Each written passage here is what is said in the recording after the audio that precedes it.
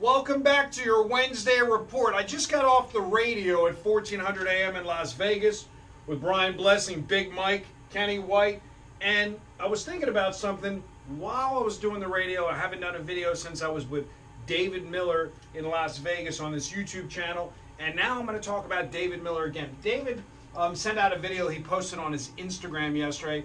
Check it out, guys. Hey guys, David Miller here. Quick update. Gonna just walk you through each play and kind of show you how you got your money in good. Let you know you made a good decision. 516 here, Eastern Michigan. Pick 'em. 516 right here. We got -2, -2.5. Had you not gotten this early, I mean, you were left. You wouldn't have gotten even the -1. That one got away fast. Here we got 531 Ole Miss. Plus 9.5. That one's down to 7.5, I believe. Yeah, 7.5 right here. And you have to pay more if you want the 7.5, which is brutal, when you can just take 9.5 -110. Citadel 20.5 is 541, and that's right here. 17.5, 18. So you wouldn't even have got, I don't think you would have even got 19 had you waited there. So guys, you're making the right decision, following my plays by getting the early bird package. Wyoming -4. Right here is Wyoming. No 4s left. I mean, you got 4.5 and 5. 521 Akron +7. And that's right here. 5.5. So the reason I'm making this video is to kind of show you one more, the other one that's really good, Rutgers. Yes, it's a bookmaker, the sharpest book in the world. And that's right here, 14, 14.5. I'm showing you the power of betting early. So guys, when you get these plays, bet them right away, okay? Don't wait. And then we got this one, the one sitting bad, Kentucky. Tout service gave out the other side, that's why. So guys, bet right when you get them, very important.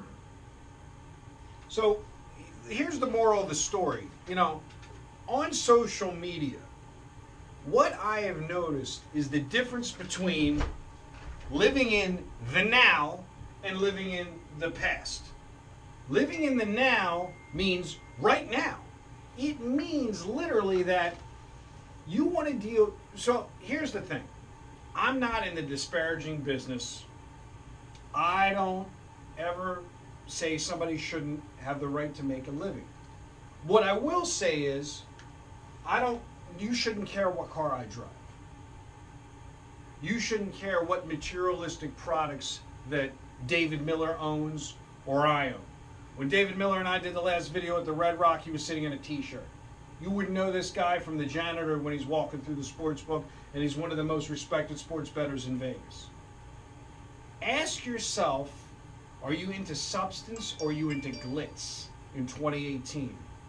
Does being a braggart help your financial cause of making money?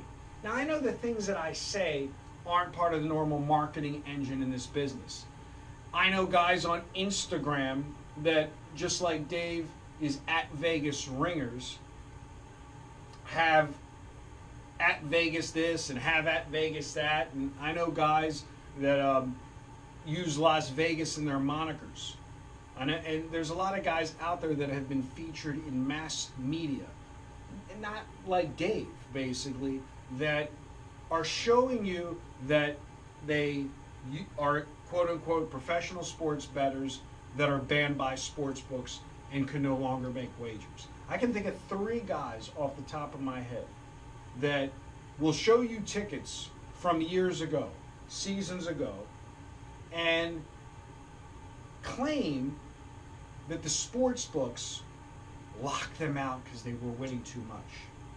If you believe that, I will sell you an igloo in Eskimo, in Alaska, excuse me. I will sell an igloo to an Eskimo in Alaska if you believe that.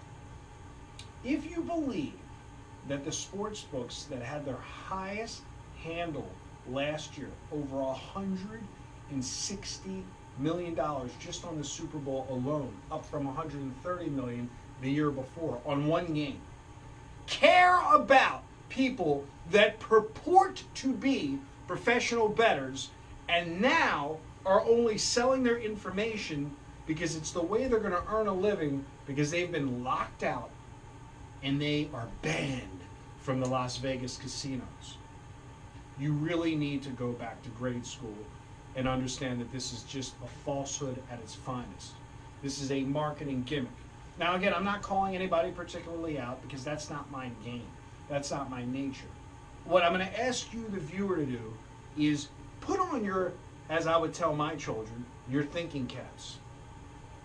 Ask yourself if you need to be wooed and swayed by the car I drive, the car David Miller drives, the car Big Mike drives, the car Brian Blessing drives, the car Kenny White drives. Or if you would simply rather follow professional bettors who make 90% of their income from the plays they make themselves, not last year, not the year before, not before they were banned, but actually today. Do you want to access games from people that are actually can send you their plays from last night at the Westgate, that they beat the number on Citadel plus 20.5 and it went down to 18 and the game won outright? That they had Mississippi plus 9.5 and the game went down to 7.5 and the game won outright? That they had Akron, the Zips, plus 7 and the game went down to 5.5 and the game won outright? Yeah, they had Wyoming. They lost because nobody's perfect.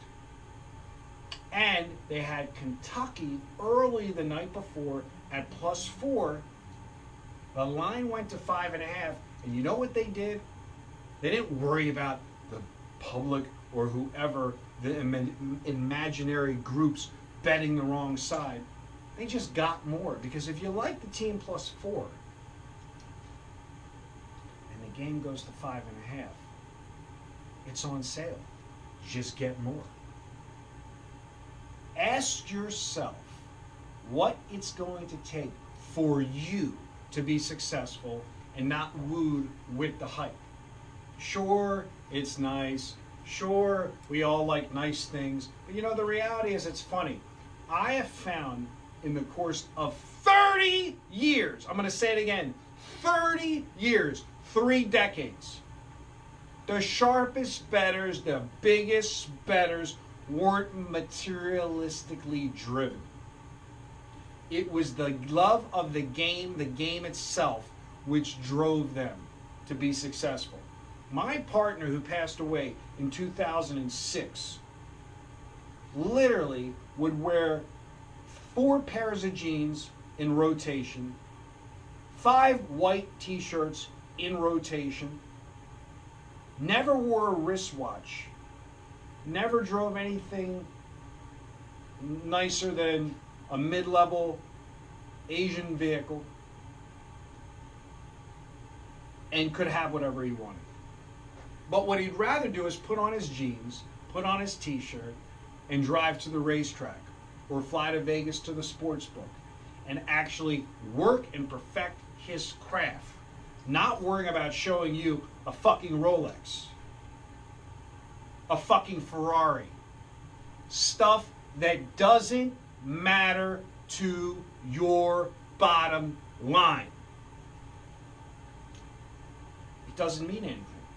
What matters is, do you want to follow people that are actually wagering on games today in Las Vegas, Nevada, not on credit, with real cash, managing their bankrolls, and understand that someone like me, with my business prowess and my business mind, is an agent to funnel that information to you so they maybe can add 10% to their bottom line income at the end of the year. Make no mistake that if you go to @vegasringers.com, the wagers that are posted, the videos that are posted, those are 100% David's wagers. Whether one subscription was sold yesterday or not had no effect on his bottom line. Any money that I derive by letting the public have access to these Vegas-based plays is a cherry on his top of his sundae. It's not the business he's in.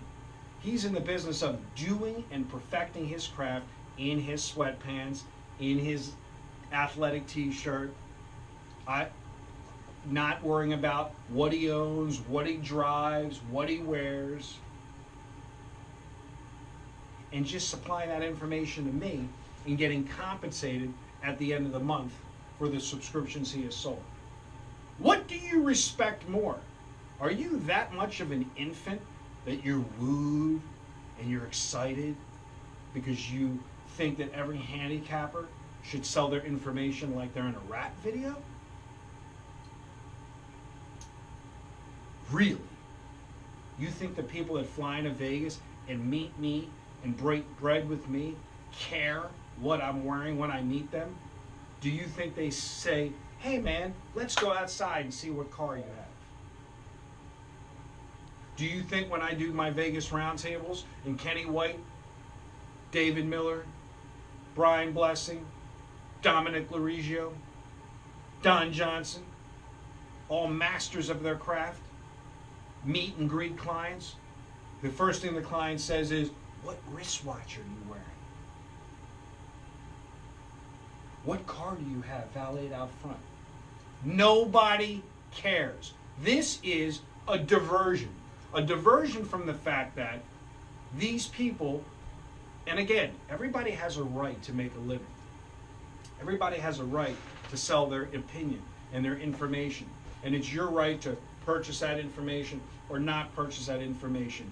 But save me in 2018 the bullshit of somebody telling you that they won so much money, they're banned. No, they have decided to no longer wager on sports for whatever reason they have and to sell the information that they used to wager on to you. I would feel more comfortable personally putting my own hard-earned money down by following actual tickets of cash wagers made legally on the Vegas Strip today, not yesterday, not the day before, not last year. So if you are wooed or have been wooed by the glitz and the glamour and the hype, you didn't watch my promo video where I said Vegas is designed to woo you, the glitz and the glamour. It's no different, Vegas, or somebody who says, I'm successful, I have a Ferrari. Or I'm successful, I have a Maserati. Or I'm successful, I have a Mercedes. It doesn't matter. What matters is, are you treating your betting as a business? And do you respect the fact that you'll make a lot more money following people that are involved in the daily grind? Because as big as they are, with the contests that they've been involved in and the money that they've won, they're still not banned. All these guys that are pros that I'm dealing with, that are usually, most of them close to 50 or over the age of 50, how is it that they're not banned? How is it that nobody's saying, I can only sell my information now because I no longer can make my wagers myself? It's a bunch of baloney. You heard it here. Hopefully you got educated. Again, everybody has a right to make a living. I take nothing away from anybody. But just ask yourself, would you have rather been on Mississippi yesterday with a winning ticket? Would you rather have been on Akron with a winning ticket? Would you have rather been on the Citadel with a winning ticket? Or would you rather be paying somebody because they have a fucking Ferrari on their Instagram page and they're telling you they no longer can place their own wagers because they've been banned? At VegasRingers.com. Listen to all radio shows archived online at SportsInsiderRadio.com. If you truly want to win, like pros, it's very easy. But start peeling away the nonsense. Start understanding that everything that is there to take your attention away from the ultimate goal, which is making money, has no place in this business. It may be less luxurious. It may be less exciting than looking at me on a yacht or in a Ferrari. But the reality is that whether I own one or not, it has no relevance. Whether Dave owns one or not, it has no relevance. Whether Brian owns one or not, or Kenny White owns one or not, or Dominic Larigio owns one or not, or Don Johnson owns one or not, it has no relevance. This is your Hump Day Report. Listen to all shows archived online at sportsinsiderradio.com. Coming from the outside to the inside, I was talking to Brian about horse racing. We've been making a fortune with our new horse racing source. We've added to our syndicate stable. And if you've never played horses, we can teach you, we can show you. It's one of those things that's actually a little bit of advantageous to people outside of the state of Nevada, because you can open up a legal account within the confines of this great country already instead of going offshore. Good day and good luck.